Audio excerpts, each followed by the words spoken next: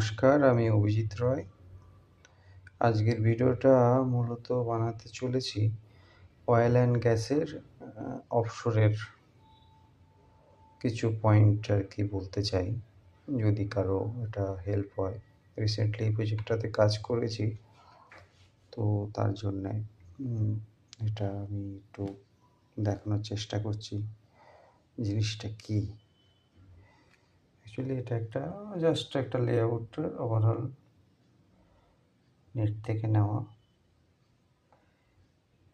দেখুন, এখানে বিভিন্ন রকম ইউনিট রয়েছে, প্রসেস ইউনিট। এই যে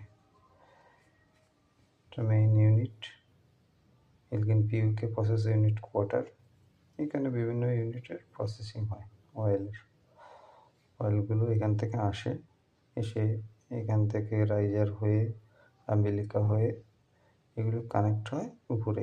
এই যে দেখতে পাচ্ছেন 3টে পায়ার, এই পায়ারগুলো দিয়ে রাইজার আছে। রাইজার মানে হচ্ছে এই পাইপলাইন এর সঙ্গে কানেক্ট থাকে। এখন এই প্ল্যাটফর্ম কিন্তু দু রকম বলতে প্রোগ্রামিং ফাংশন। এটা অয়েল অ্যান্ড গ্যাস, যেহেতু অয়েল এটা সি থেকে, খুব ডিপ সি থেকে অয়েলটাকে তোলে, তার জন্য ইউজ করা হয় প্ল্যাটফর্ম। আরেকটা ইউজ করা হয় সেম জিনিস, বাট এখানে পাইপলাইনের বদলে এখানে থাকে কেবেল।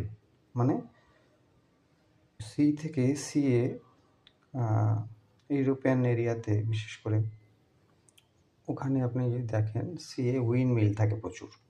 বিভিন্ন জায়গা দূরে সিএর মধ্যে শ্যালো ওয়াটারে উইন্ড মিল থাকে, সেখান থেকে এরকম কেবেলগুলো সমস্তগুলো এই ইউনিটে আসে। সেগুলোকে বলা হয় HVDC platform, high voltage to DC current transform থাকে। সেটাও সিমিলার এরকমই দেখতে।